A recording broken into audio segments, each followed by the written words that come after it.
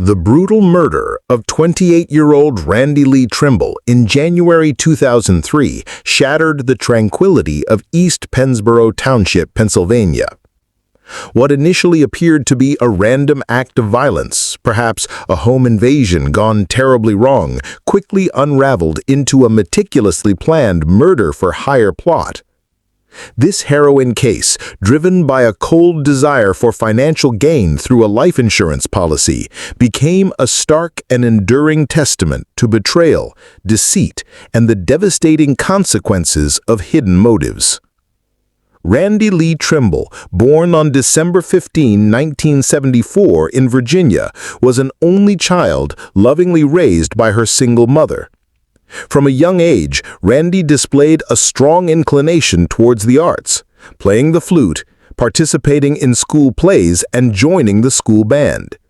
She pursued higher education at Bloomsburg University in Pennsylvania, where she dedicated herself to becoming a speech therapist.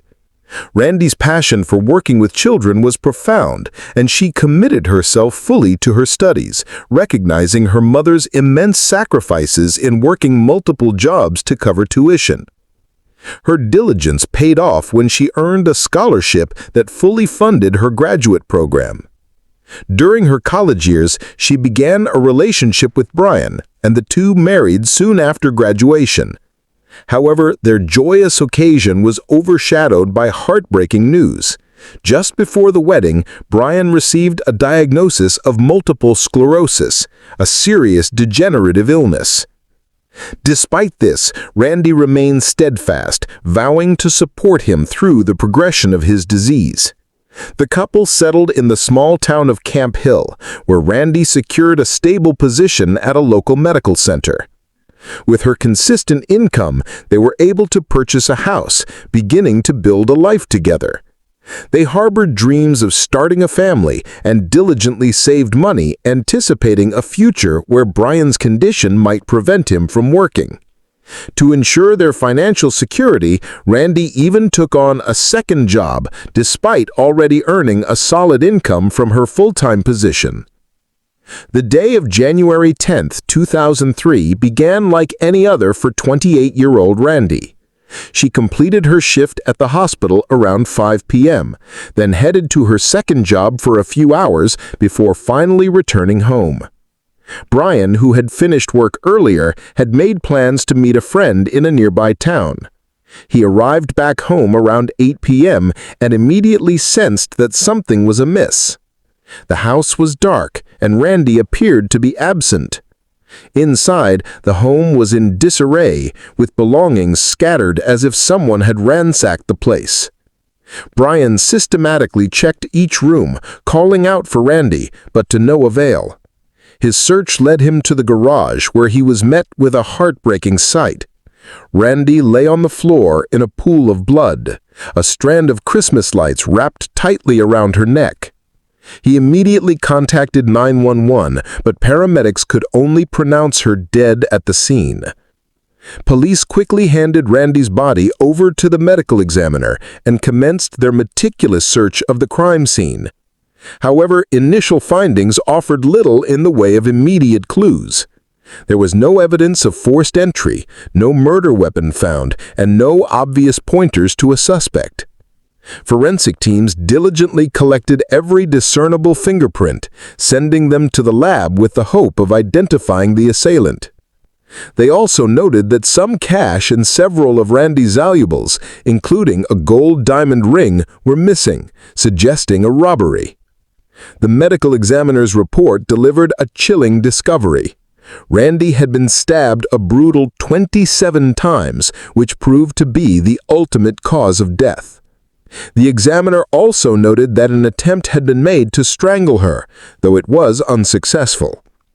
Crucially, there were no signs of sexual assault. Based on these initial observations, the crime appeared to be a robbery that had tragically escalated into murder, with detectives theorizing the killer might have gained entry through an unlocked window. Despite the initial appearance of a robbery, detectives harbored serious doubts from the outset. The extreme level of violence suggested a crime far more personal than a typical theft. Their suspicions soon began to center on Randy's husband, Brian. Friends and family informed investigators that the couple had been experiencing marital problems, primarily stemming from Brian's illness. Randy, ever practical, was constantly preparing for the worst, diligently saving money should his condition worsen.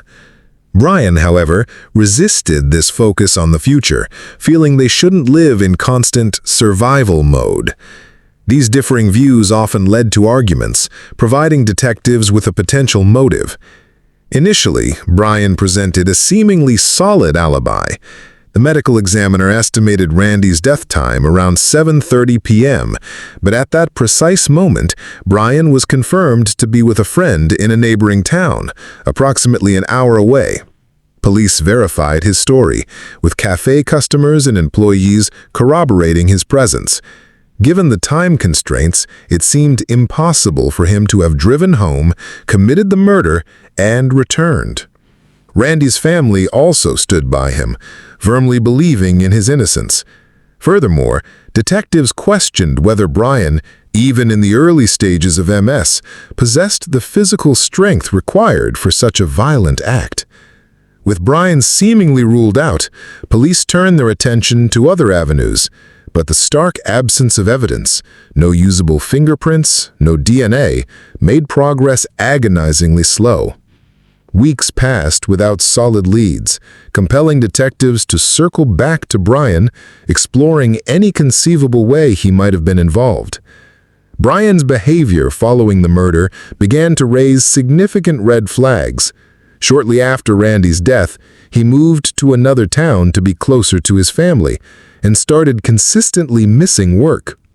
Strikingly, he completely severed contact with Randy's mother, Nancy, despite their previously close relationship. What particularly drew attention was Brian's sudden and extravagant spending. He acquired a new TV, an Xbox, furnished his new place with brand new furniture, and purchased numerous other unnecessary items.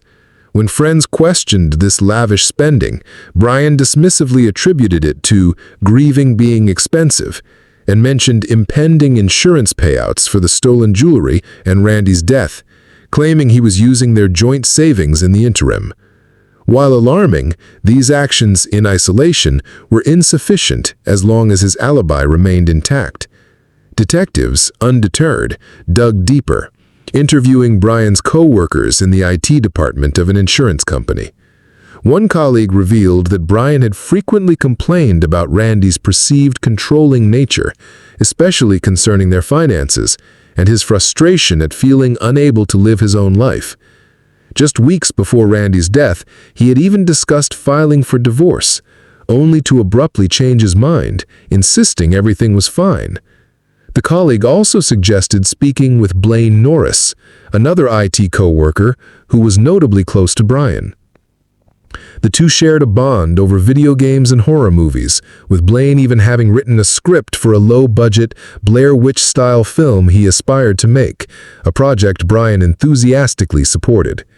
However, a noticeable shift occurred in their interactions weeks before the murder. The movie talk ceased, replaced by hushed whispers, as if they sought privacy for their conversations. This new information prompted detectives to reconsider Blaine's potential involvement. Rather than immediate questioning, they strategically maintained contact with Brian under the guise of routine follow-ups, aiming to keep him on edge. They even requested Brian to revisit the crime scene and reenact his discovery of Randy's body. During this reenactment, his story diverged from his initial account. He now claimed to have held Randy's hand and pulled her into his arms, contradicting his earlier statement of not touching her. These inconsistencies, though seemingly minor, were critical red flags. The police intensified their pressure, maintaining constant contact and overtly monitoring Brian's movements through phone taps and surveillance, ensuring he knew he was being watched. The culmination of their strategy arrived in early May, 5 months after Randy's murder. Brian was brought in for another interview, where detectives methodically laid out their suspicions: his odd behavior, the inconsistencies in his alibi, his sudden spending, and his co-workers' observations. The turning point came when a detective stated, "We understand you didn't kill Randy, but we also know you know who did." After a tense silence, Brian asked his mother to leave the room. Once alone with the detectives, he agreed to tell everything, provided they did not seek the death penalty. With this agreement, Brian began to confess. He admitted that his relationship with Randy had severely deteriorated due to his resentment over her financial control. This frustration, he revealed, had festered for years. His bond with Blaine, fueled by their shared interest in the horror movie script, solidified. Brian, eager to participate, offered to fund Blaine's low-budget film, planning to use the savings Randy had diligently accumulated for her potential future health needs. Their scheme was simple. Make the movie, attract major studios, turn a profit, and then Brian would secretly repay the savings. However, Randy vehemently opposed investing their savings in such a risky venture, especially given Brian's MS diagnosis and the demanding filming conditions in the Appalachian Mountains. Consequently, Brian had to withdraw his funding, leaving Blaine disheartened. Blaine eventually secured the funds elsewhere, maxing out his own credit cards and even his wife's, accumulating over $18,000 in debt. His wife, discovering the debt, left him and took their newborn son. Despite this personal turmoil, Blaine believed the film would be his salvation, only to realize he couldn't afford post-production or promotion. This is when Brian re-entered the picture, still desiring involvement and offering to finance the film's release. However, Randy remained an insurmountable obstacle to accessing her savings. It was then that the two men reached a horrifying conclusion. The easiest path to her savings was to kill her. Over the ensuing months, Brian and Blaine meticulously crafted what they believed would be the perfect murder, drawing inspiration from their shared love of horror movies. Their plan was to stage a robbery which would not only mask the true motive, but also trigger an insurance payout for the stolen jewelry. More significantly, they anticipated collecting $100,000 from Randy's life insurance policy. Crucially, they needed to ensure Brian's alibi was foolproof. On the day of the murder, both men left work early and went to Brian's house, where they deliberately trashed the place to create the appearance of a forced entry. Brian then drove to another town to establish his alibi, leaving Blaine behind to await Randy's return. When Randy entered her home, Blaine attacked her, initially attempting to strangle her with a cord. However, Randy fought back fiercely, prompting Blaine to grab a knife and stab her repeatedly. After the brutal assault, he fled the scene, discarding the rubber gloves he wore to eliminate forensic evidence. Approximately an hour later, Brian returned home and feigned the discovery of his wife's body before calling the police.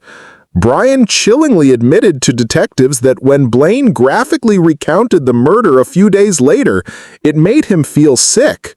When questioned how he could do this to his own wife, who cared for him and planned a future with him, Brian calmly stated he was merely trying to spare her the pain of a divorce. Brian was promptly arrested. For investigators, the case was far from closed. They now faced the challenge of gathering solid evidence to directly implicate Blaine Norris, as Brian's confession alone would not suffice for conviction. Detectives obtained a warrant to search Blaine's car, where they discovered a receipt for suspicious items purchased on the day of the murder: rubber gloves, work gloves, a black hoodie, and black pants. Further investigation at the store revealed that the same credit card had also been used to purchase a large knife. Detectives acquired the identical knife model, which the medical examiner later confirmed matched the wounds found on Randy's body. However, an unexpected hurdle arose when Blaine's friends provided him with an alibi, claiming they saw him at his apartment around 7:30 p.m., the approximate time of the murder, which would have left insufficient time for him to commit the murder and return. Police verified this by checking a gas station receipt from when the friends stopped after leaving Blaine's apartment, discovering the time was 8:30 p.m., not 7:30 p.m., thereby confirming Blaine had ample time to commit the murder. With all the evidence meticulously aligned, detectives charged Blaine with murder and arrested him. Upon their arrival, Blaine fainted on the spot. Despite the overwhelming evidence, Blaine initially maintained his innocence. However, as the trial approached and prosecutors announced their intention to seek the death penalty, Blaine abruptly changed his stance. In exchange for the removal of the death penalty from consideration, Blaine agreed to a plea deal, admitting to killing Randy and confessing his motive was to obtain $20,000 from her life insurance policy. In the end, both Brian Trimble and Blaine Norris were sentenced to life in prison without the possibility of parole, where they remain to this day. From the depths of unspeakable tragedy, a powerful legacy of hope emerged. Randy's mother, Nancy Chavez, confronted with the unbearable pain of losing her daughter to such senseless violence, chose to channel her grief into meaningful action. Recognizing that domestic violence leaves unseen wounds, particularly on children exposed to its horror, Nancy founded Randy's House of Angels in 2011. This nonprofit organization is steadfastly dedicated to providing crucial therapeutic programs and unwavering support to children who have experienced the trauma of domestic violence.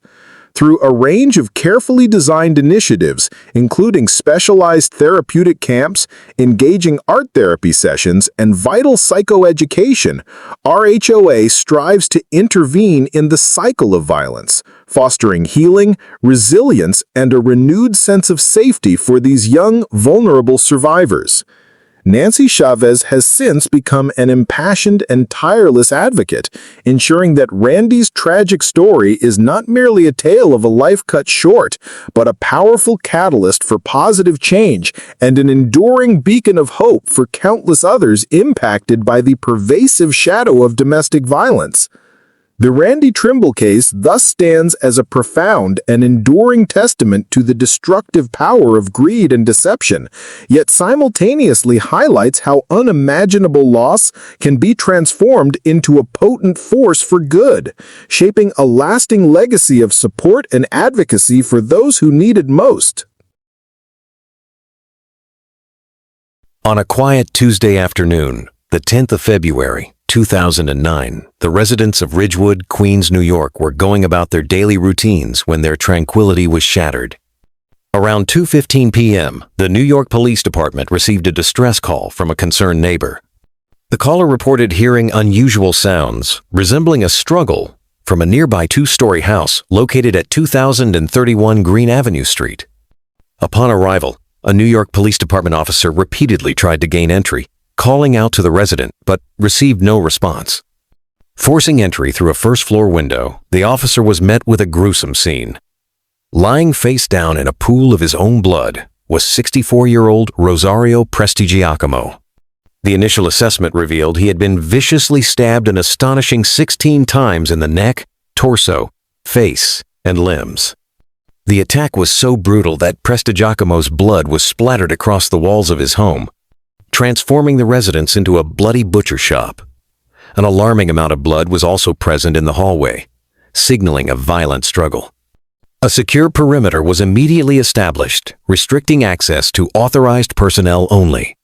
The forensic team meticulously documented the crime scene through accurate sketches and photographs, capturing the exact position of the victim's body, the numerous blood splatters, and other potentially incriminating evidence found throughout the house. Once documentation was complete, the painstaking process of evidence collection began. Unsurprisingly, the majority of the evidence comprised blood samples. In addition, forensics collected blood swabs from the hallway, cloth fibers, hairs, and fingerprints from various locations. They also retrieved the victim's fingernails and any potential weapons found in the vicinity. During their preliminary examination of the corpse, forensics noted extensive damage beyond the visible stab wounds, including visceral puncture wounds to the victim's chest, esophagus, lungs, and abdomen. The victim's body was then transported to the medical examiner. The chief medical examiner's detailed report confirmed most of the initial findings, but also unearthed critical new information. During extensive examinations, the medical examiner discovered several blunt force injuries on Prestigiacomo's head and torso, consistent with being inflicted by a shovel, a detail that aligned with a bloody shovel found at the crime scene, which was collected as a potential weapon. The presence of these blunt force traumas strongly indicated a struggle had occurred before the fatal stabbings. Further analysis by the chief medical examiner yielded the first tangible lead to the killer. From the blood samples retrieved by the forensics team, the medical examiner created DNA profiles. Crucially, while examining the blood swabs, he identified the DNA of an unknown male, distinct from the victim's. After further testing, the medical examiner was convinced this foreign DNA profile belonged to the assailant. An even more incriminating discovery was that some of the blood samples containing the unknown male DNA were retrieved from under Prestigiacomo's fingernails. This led the chief medical examiner to theorize that the unidentified DNA had likely been transferred during a struggle, possibly when the victim scratched or injured his attacker while attempting to defend himself. Armed with the unknown male DNA profile, detectives initially hoped for a quick resolution. They uploaded the unidentified sample into local police DNA databases, expecting a match. However, this was where the first major challenge emerged. No matches were found. Undeterred, detectives expanded their search, submitting the DNA profile to several other local, state, and even national DNA databases and databanks. Despite repeated attempts and widespread searches, the foreign DNA remained unidentified, making it seem as though the killer simply didn't exist. In an effort to generate leads, detectives also conducted extensive interviews with Prestigiacomo's neighbors. Sam Shahim, who owned a deli frequented by Prestigiacomo, described him as a quiet, elderly Italian landlord. Another longtime resident, Mama Teresa, recalled past violent acts in the neighborhood, but stated she had never witnessed any around Prestigiacomo, describing him as a calm person who kept to himself. Despite these efforts, neighbors could not provide any information about the killer. Shifting their focus, investigators delved into Prestigiacomo's background. They confirmed he was a reserved 64-year-old man who had been divorced and lived alone. While his specific career details were scarce beyond being a landlord, his longtime residency suggested he might have been retired or working locally. All accounts painted Prestigiacomo as a well-respected and friendly figure in his community, making the senseless murder even more perplexing. Every lead from his past seemed to lead to a dead end. As months turned into years, the case slowly dwindled, and the initial intense efforts began to wane. Detectives and officers were reassigned, and the folder on Rosario Prestigiacomo's horrific homicide grew cold, leaving his grieving family with no answers. Despite 13 long years passing since the case went cold, it was never truly forgotten. In March 2022, a renewed effort was launched by detectives from the New York Police Department Cold Case Squad and the Queens District Attorney's Office. This time, they decided to employ an entirely different approach, seeking outside expertise. They found this crucial assistance in Othram, a pioneering private laboratory located in Woodlands, Texas. Othram specializes in forensic genetic genealogy and the application of advanced forensic DNA technology to identify human remains and solve cold cases. The detectives also reached out to the United States Department of Homeland Security, requesting their assistance in generating leads through forensic genetic genealogy. With the joint assistance of the Department of Homeland Security and Othram, the cold case detectives were able to secure a viable lead that promised to finally unveil the identity of the elusive killer. DNA technology had advanced exponentially since 2009. In June 2022, specialists at Othram, utilizing advanced DNA testing on the unidentified sample, successfully created a comprehensive genealogical profile from the blood samples retrieved from the crime scene. Once the DNA profile was ready, Othram uploaded it to public genealogical databases. This was the critical step that allowed investigator Linda Doyle, part of the New York Police Department's Forensic Investigations Division, to build a detailed family tree. Using the updated database information, it was a painstaking process, but by December 2023, investigator Doyle delivered a crucial lead to the New York Police Department and the District Attorney's Office. Detectives Francis Noonan and Matthew Dionisi of the New York Police Department's Cold Case Squad, working under Sergeant James Wheeler, joined forces with detectives from the District Attorney's Office. They tirelessly pursued this lead, conducting extensive investigations and detective work. Their efforts finally put a face to the unidentified DNA profile, Anthony Scalici. A thorough investigation into Anthony Scalici revealed a shocking truth. The 41-year-old man was Rosario Prestigiacomo's nephew, specifically the son of Prestigiacomo's ex-wife's brother. This revelation, while unexpected, provided a clear familial link. Detectives quickly tracked Scalici to his current whereabouts in Boynton Beach, Florida. However, they still needed indisputable proof, a direct DNA sample from Scalici himself. Detectives Marco Vieri and Aramis Gregorian of the Detective Bureau, assisted by the Boynton Beach Police Department and the United States Department of Homeland Security, initiated a surveillance operation throughout January and February 2024. Their patience paid off. On the 17th of February, 2024, they successfully acquired a seemingly insignificant but profoundly crucial piece of evidence, a used fork that Anthony Scalici had discarded. This fork was immediately sent for analysis at the office of the Chief Medical Examiner under the supervision of Lisa Mers, Assistant Director of the New York Police Department Cold Case Squad. The analysis of the DNA from the fork produced a profile that perfectly matched the unknown DNA profile found under Prestigiacomo's fingernails and in various other blood samples retrieved from the gruesome crime scene. With no lingering doubts, the New York Police Department's Regional Fugitive Task Force, aided by the United States Marshals and the Boynton Beach Police Department, arrested 41-year-old Anthony Scalici on May 14, 2024. Scalici was extradited to New York on May 29, 2024. The very next day, May 30, 2024, he was arraigned in Queens Supreme Court, facing a charge of second-degree murder for the killing of his uncle, Rosario Prestigiacomo. His lawyer, attorney David Cohen, stated that his client pleaded not guilty. The prosecution is led by Assistant District Attorney Karen L.